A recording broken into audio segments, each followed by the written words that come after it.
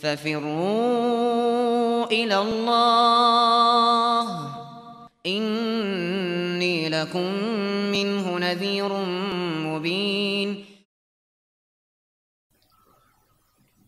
Bismillahirrahmanirrahim. Assalamualaikum warahmatullahi wabarakatuh. Alhamdulillahi hamdan yaliku bi jalalihi wa azamatihi. Asyhadu an la ilaha illallah wahdahu la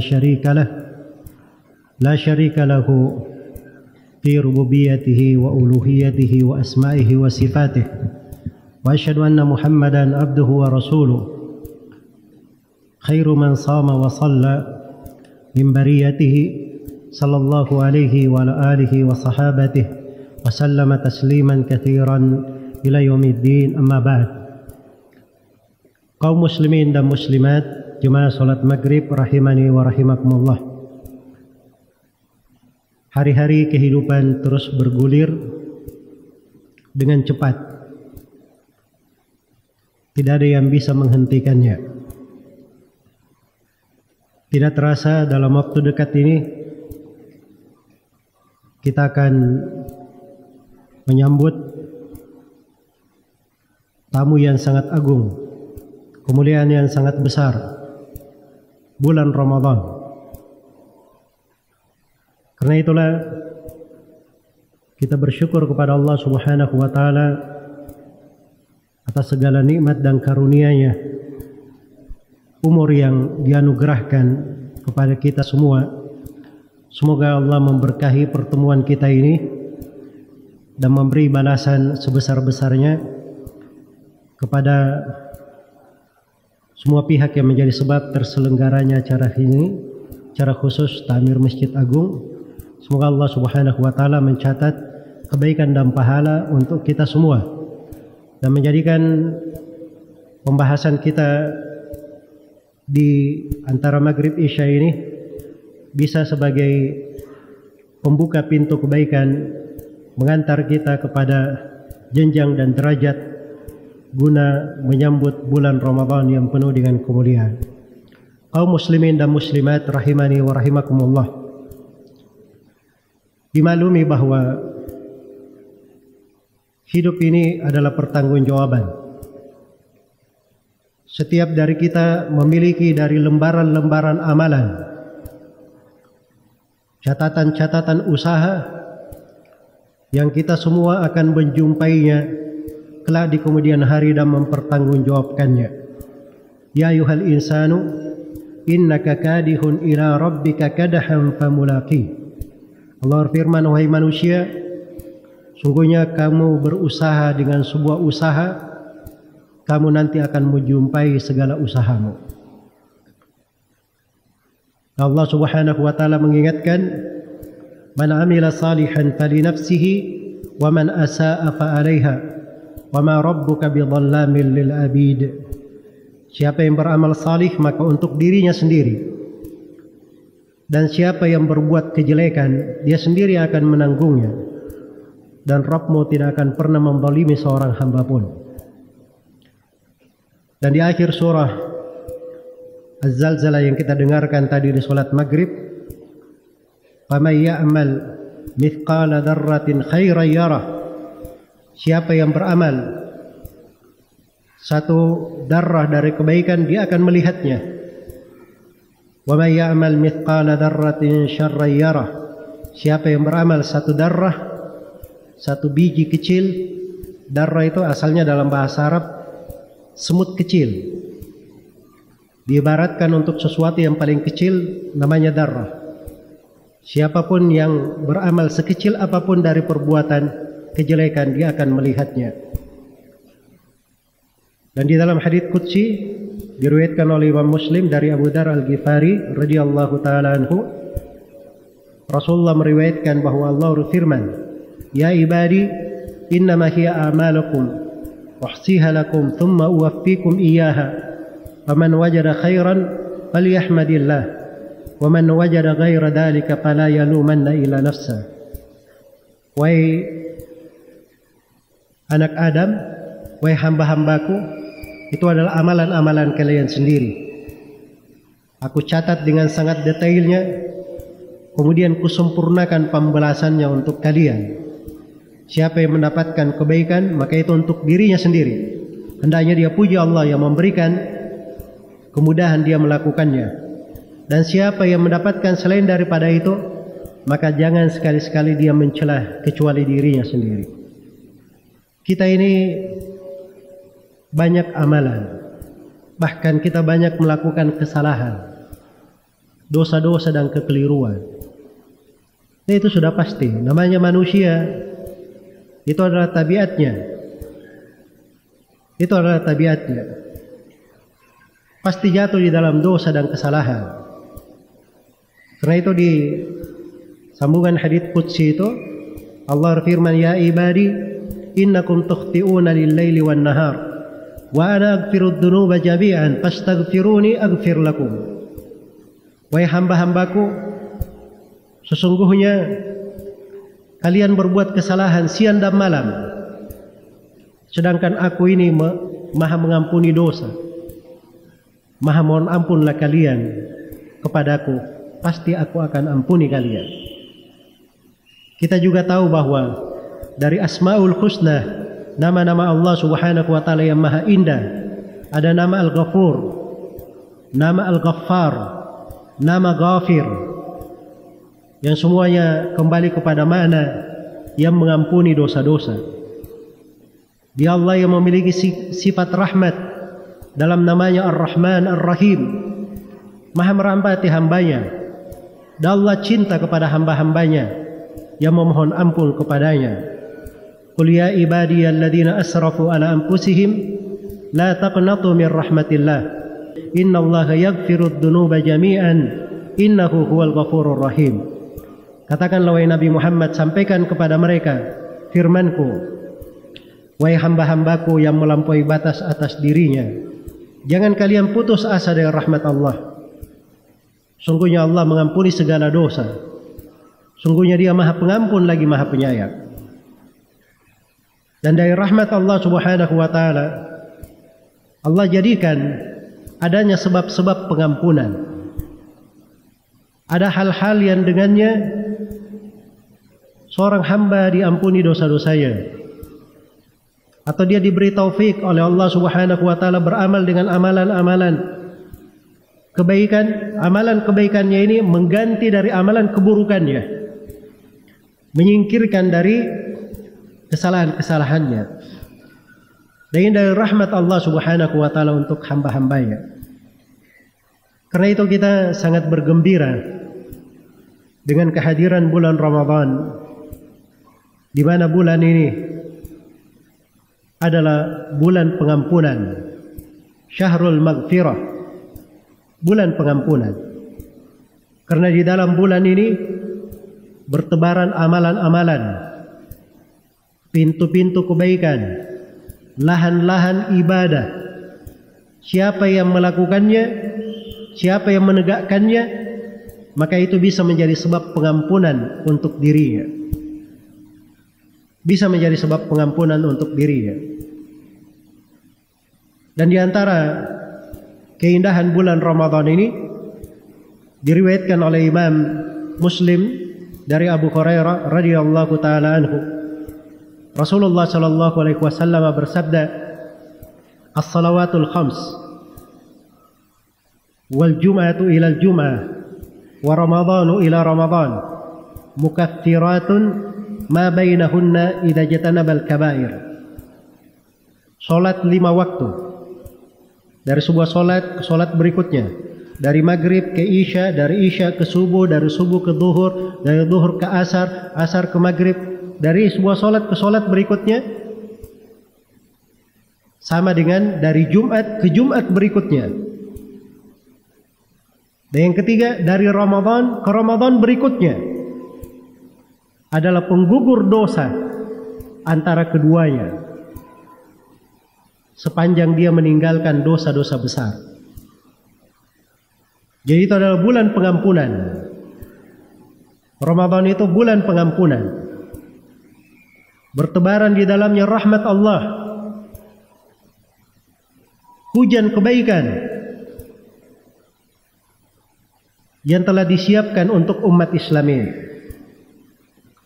Puasanya sendiri itu adalah pengampunan. Karena itu di dalam hadits Abu Hurairah riwayat Bukhari dan Muslim, Rasulullah sallallahu alaihi wasallam bersabda, "Man shama Ramadhana imanan wa ihtisaban, ghufira lahu ma taqaddama min dhanbi." Siapa yang puasa Ramadan karena keimanan dan mengharap pahala, maka akan diampuni apa yang telah lalu dari dosanya. Itu puasa. Yang kedua, di riwayat yang lain tentang salat malam, kata beliau, "Man qama Ramadhana imanan wa ihtisaban, ghufira lahu ma taqaddama min dhanbi." Siapa yang berpuasa Ramadan karena keimanan dan mengharap pahala, maka Allah akan ampuni apa yang telah lalu dari dosanya. Yang ketiga, menghidupkan malam Lailatul Qadar. Kata Nabi sallallahu alaihi wasallam, "Man qama Ramadhana imanan wa ihtisaban, ghufira lahu ma taqaddama min dhanbi." Siapa yang salat malam di malam Lailatul Qadar karena keimanan dan mengharap pahala, maka akan diampuni apa yang telah lalu dari dosanya. Ini 3 amalan. Kita semuanya melakukannya, mengerjakannya di bulan Ramadan sebab pengampunan dosa. Dan fikih yang lebih mendalamnya lagi, kalau kita dalami makna hadits, di dalam hadits ini ada 3 pokok pembahasan. Dari amalan hati, dari pokok syariat, juga penggugur dosa dan kesalahan. Yang pertama di bahasa man shoma, siapa yang puasa Ramadan. Yang kedua, siapa yang sholat malam. Yang ketiga, siapa yang sholat malam di malam Lailatul Qadar. Ini namanya ibadah. Puasa dan sholat itu syah sebagai puasa dan sholat ibadah yang diterima kalau sesuai dengan sunnah Nabi sallallahu alaihi wasallam. Mengikuti sunnah Nabi itu penggugur dosa dan kesalahan. Penggugur dosa dan kesalahan. Karena itu subhanallah, umat Islam ini diberi oleh Allah berbagai kemudahan. Dia lakukan suatu karena sunnah Nabi-Nya sallallahu alaihi wasallam, mengikuti Nabi di dalamnya, maka itu adalah sebab dosa-dosanya diampuni. Dan itu adalah tanda kecintaannya kepada Nabi sallallahu alaihi wasallam. Allah berfirman, "Qul in kuntum tuhibbunallaha fattabi'uni yuhibbukumullahu wa yaghfir lakum dzunubakum wallahu ghafurur rahim." Kalau memang benar kalian cinta kepada Allah, kalau mengaku cinta kepada Allah, semuanya bisa mengaku. Yang mengaku cinta ini banyak di atas muka bumi. Bukan umat Islam saja yang mengaku cinta kepada Allah. Orang Yahudi dan Nasara juga mengaku cinta kepada Allah. Jadi hati-hati ya, jangan seorang itu terlalu terkecoh dengan mengaku cinta. Pengaku cinta itu banyak. Iya, pengaku cinta itu banyak. Tapi yang benar cintanya, itu yang menjadi sumber pembahasan. Wa qalatil yahudu wan nasara nahnu abna'ullahi wa ahibba'u. Dalam Al-Quran dikatakan, berkata orang Yahudi dan Nasara, kami adalah anak-anak Allah dan orang-orang kecintaan Allah. Mengaku cinta kepada Allah. Apa itu diterima? Didustakan di dalam Al-Quran. Dengan dibawakan ucapan mereka di dalam surah Al-Maidah itu untuk diterangkan kedustaannya. Iya. Dan di ayat yang saya bacakan tadi surah Ali Imran, itu adalah ayat untuk menunjukkan bukti cinta. Kalau kalian cinta kepada Rasul sallallahu alaihi wasallam, cinta kepada Allah, apa buktinya? Kasih bukti, tandanya apa? Qul in kuntum tuhibbunallaha, kalau kalian benar cinta kepada Allah, fattabi'uni, ikutilah saya, kata Nabi sallallahu alaihi wasallam. Yuhibbukumullah, pasti Allah akan mencintai kalian. Wa yaghfir lakum dzunubakum, dan Allah akan ampuni dosa-dosa kalian. Itu sebab pengampunan dosa. Makanya puasa itu bukan sembarang puasa. Puasa itu bukan sekedar menahan lapar, dahaga, tidak makan, tidak minum. Bukan sekedar itu. Kam min sa'imin hadduhu min siyamihi al-ju'u wal atash. Betapa banyak dari orang yang puasa, bagiannya dari puasanya hanya lapar dan dahaga. Wa kam min qa'imin hadduhu min qiyamihi at-ta'ab was sahar. Betapa banyak orang yang melakukan sholat malam, bagiannya dari sholat malamnya hanya begadang dan kelelahan saja. Ini karena dia tidak lakukan puasa sebagaimana mestinya, dia tidak lakukan sholat sebagaimana mestinya. Puasa itu ada ketentuan-ketentuannya, ada batasan-batasannya, ada syarat-syaratnya. Inilah yang perlu kita perdalam. Jadi kalau memang cinta kepada Rasulullah SAW, kita pelajari bagaimana Nabi berpuasa. Kalau cinta kepada Nabi, kita pelajari bagaimana Nabi itu sholat malam. Apabila kita melakukan hal tersebut sesuai dengan sunnah Nabi, itu sebab pengampunan. Ghufira lahu ma taqaddama min dhanbi. Dan yang lainnya dikatakan imanan, karena keimanan. Dasarnya adalah hal yang suci. Dasarnya adalah hal yang benar. Dia melakukan karena keimanannya kepada Allah. Orang yang syah keimanannya, dia beribadah hanya kepada Allah Subhanahu wa ta'ala. Tidak ada dari dirinya sesuatu yang dia berikan kepada selain Allah. Dia bukan orang yang ketika dirundung masalah dia berdoa kepada selain Allah. Dia bukan orang kalau mendapatkan berbagai himpitan dunia, dia mencari tempat-tempat dikeramatkan, tempat-tempat selain dari masjid Allah. Tapi seorang mukmin itu, qul inna salati wa nusuki wa mahyaya wa mamati lillahi rabbil alamin la syarika lahu wa bidzalika umirtu ana awwalul muslimin. Katakanlah, sesungguhnya salatku, sembelihanku, hidupku dan matiku semuanya hanya untuk Allah Rabbul Alamin, tidak ada syarikat baginya. Demikian saya diperintah, dan saya adalah orang yang paling pertama berserah diri kepada Allah. Itulah seorang muslim, ibadahnya hanya kepada Allah. Dasarnya keimanan. Iman ini pondasi yang memperbaiki bangunan. Kalau seorang membangun ibadah ketaatan tanpa keimanan, itu ibarat dia membangun bangunan tanpa pondasi. Jangan tunggu angin ribut, nanti datang angin sepoi-sepoi aja bisa jatuh bangunannya. Iya, kalau tidak ada pondasinya. Harus ada pondasi yang kuat, itulah keimanan namanya. Dan keimanan ini adalah sebab pokok dari pengampunan dosa. Dan itu adalah puasanya, sholat malamnya, baca Al-Qur'annya, ibadahnya kaum muslimin di bulan Ramadan. Kemudian yang ketiga, wahtisaban, dan dia mengharapkan pahala. Itu namanya keikhlasan. Ikhlas. Ikhlas ini keselamatan. Ikhlas ini sebab dosa-dosa digugurkan, kesalahan-kesalahan dihapuskan. Coba lihat itu, subhanallah. Hadits riwayat Muslim. Seorang lelaki, dia berjalan, dia dapatkan di depannya ranting, telah menghalangi jalan kaum muslimin, menjalangi jalan orang-orang. Maka dia singkirkan ranting ini, dia bersihkan jalan, dia berkata, saya singkirkan ini, jangan sampai mengganggu saudara-saudaraku kaum mukminin, kaum muslimin. Maka kata Nabi SAW, fa'adakhalahul jannah, Allah masukkan dia ke surga.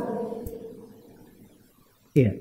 Jangan lihat pada amalannya, dia cuma meringkirkan ranting. Ada sesuatu yang lebih besar. Dia menyingkirkan ranting itu, siapa yang dia harap? Ada pemerintah yang mencatat gaji untuknya? Ada orang yang dia harapkan pujian? Tidak ada, niatnya hanya jangan sampai saudara-saudaranya kaum muslimin terganggu. Itu keikhlasan namanya. Tatkala ikhlasnya benar, Fa'adakhalahullahu al-jannah, Allah masukkan dia ke dalam surga.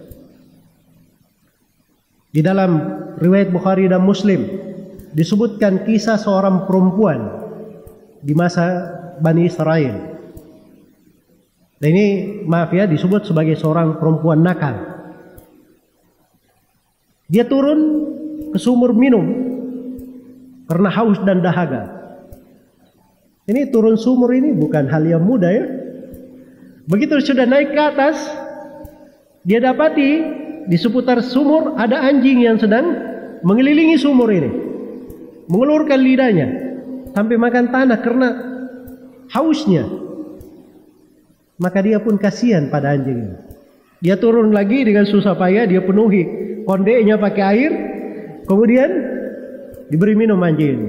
Maka diampuni untuknya oleh Allah Subhanahu wa taala. Perhatikan, menjadi sebab pengampunannya. Iya. Itu kata para ulama, itu bukan sekadar dia memberi minum kepada anjing. Itu keikhlasan. Suatu yang betul-betul ikhlas di dalam hatinya. Ikhlas ini yang harus kita catat pada diri kita. Kita jangan selalu memeriksa banyaknya amalan yang kita kerjakan, tapi periksa kualitas amalan itu. Kualitasnya itu pada keikhlasan. Diperhatikan keikhlasan. Perhatikan amalannya itu sesuai dengan apa yang dicintai dan diridhai oleh Allah. Kita melakukannya semata untuk Allah. Kita melakukannya hanya hak Allah di dalamnya. Tidak ada urusan manusia pada amalan itu. Dia melakukan amalan, manusia mencelanya, memujinya, tidak ada artinya bagi dia, sama saja. Itu tanda ikhlas. Seorang yang ketika dia beramal, amalannya itu seimbang antara pujian dan celaan manusia, tidak berpengaruh pada dirinya, maka itulah ciri ikhlas. Ciri keikhlasan. Maka ini 3 hal dari sebab-sebab penggugur dosa dan kesalahan, sebab pengampunan.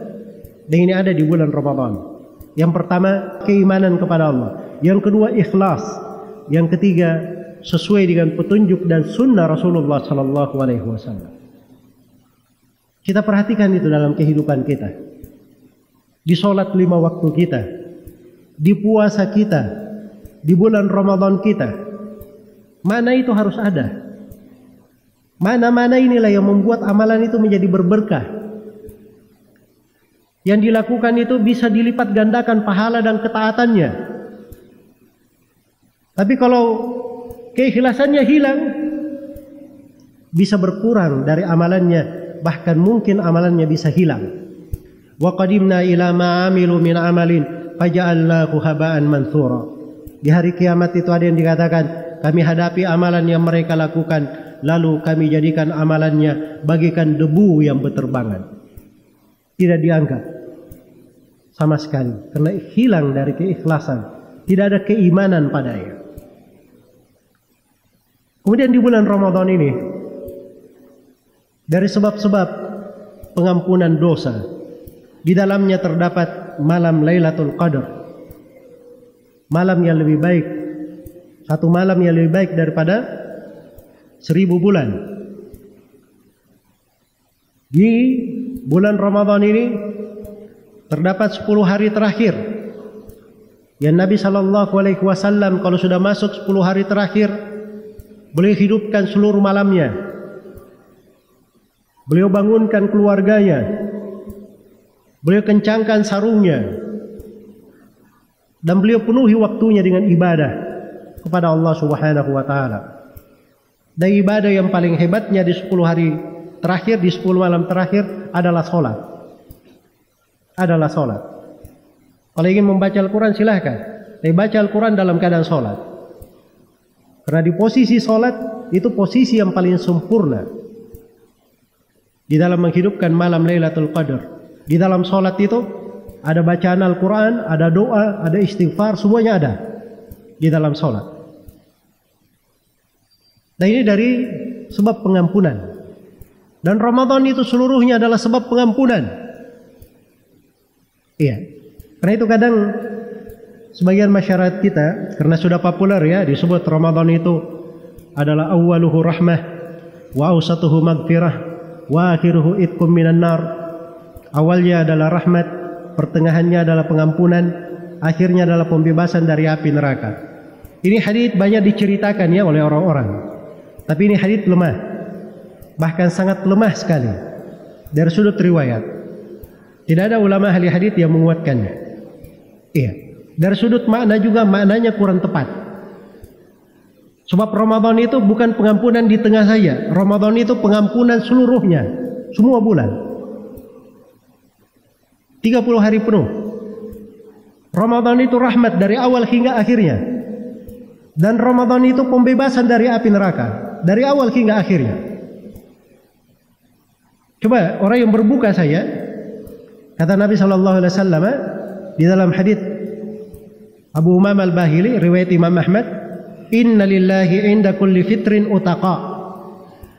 Sesungguhnya Allah memiliki hamba-hamba yang dibebaskan dari api neraka di setiap berbuka. Di setiap berbuka. Maka ini adalah bulan yang hendaknya kita bergembira dengannya, berbahagia dengan kedatangannya. Maka kita periksa, kita siapkan dari bekal-bekal yang paling baiknya. Dari keikhlasan, satu, keimanan, yang kedua, yang ketiga mengikuti sunnah Nabi Sallallahu Alaihi Wasallam, yang ketiga, yang keempat berpuasa, yang kelima melakukan sholat malam, yang keenam menghidupkan, mencari Lailatul Qadar, menghidupkan 10 hari terakhir.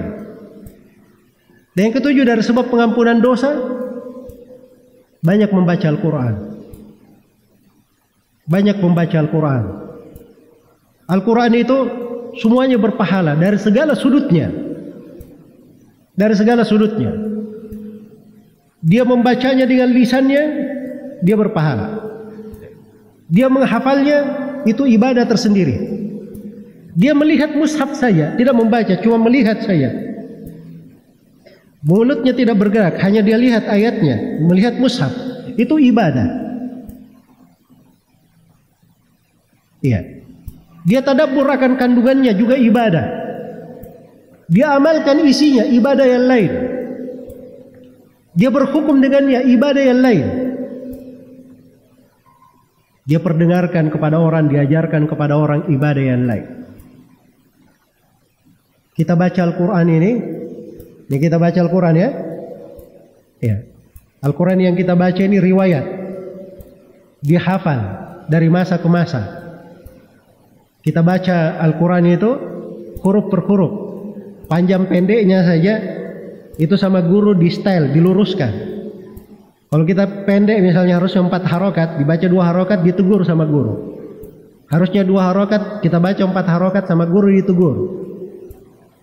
Karena ini Al-Quran diterima oleh Nabi dari Jibril, langsung dari lisan Jibril. Nabi membacanya, Nabi membacakannya seperti itu kepada sahabatnya, sahabatnya membacakannya seperti itu kepada murid-muridnya sampai hari ini. Dan ini Al-Quran yang kita baca itu dari jalur Abu Abdurrahman As-Sulami, salah satu periwayatnya. Abu Abdurrahman As-Sulami ini, beliau mendengar hadits dari Utsman bin Affan radhiyallahu taala anhu. Ketika mendengar hadits itu, beliau duduk 40 tahun mengajarkan Al-Quran disebabkan mendengarkan hadits itu. 40 tahun duduk mengajarkan Al-Quran. Utsman bin Affan berkata bahwa saya mendengar Rasulullah sallallahu alaihi wasallam bersabda, khairukum man ta'allama al-Qur'ana wa 'allama. Sebaik-baik kalian adalah siapa yang mempelajari Al-Qur'an dan mengajarkannya. Itu sebaik-baik kalian. Maka beliau 40 tahun duduk, beliau berkata, inilah hadits yang menyebabkan saya duduk di sini bisa sabar 40 tahun. Karena itu predikat tinggi, sebaik-baik kalian, manusia yang terbaik di tengah umat Islam.